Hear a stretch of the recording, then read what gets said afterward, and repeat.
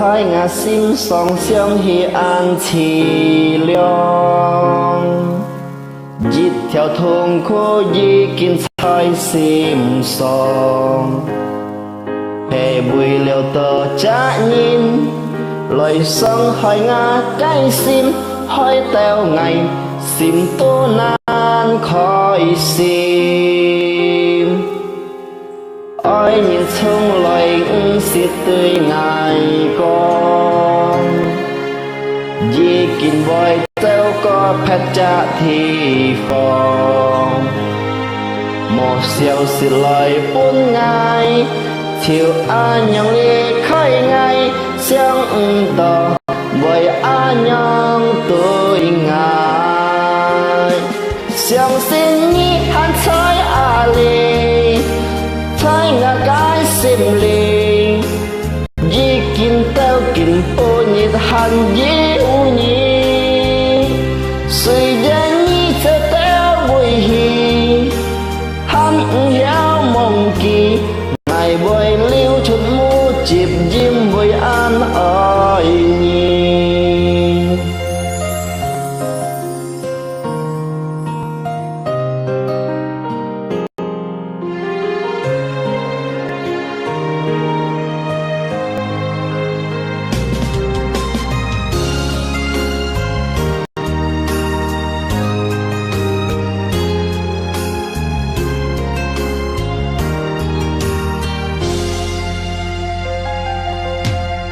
ôi nhìn chung lời xịt tươi ngày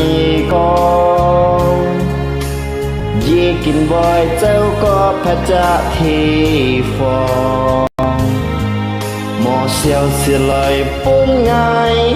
chiều an nhang lê khói ngày sáng tỏ với an nhang tôi ngài sáng xin nhị hắn trái à lê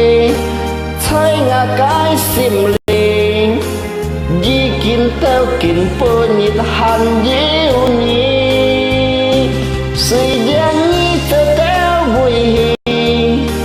hắn héo mong kỳ ngày với liêu chút mu chịp diêm với an ơi nhị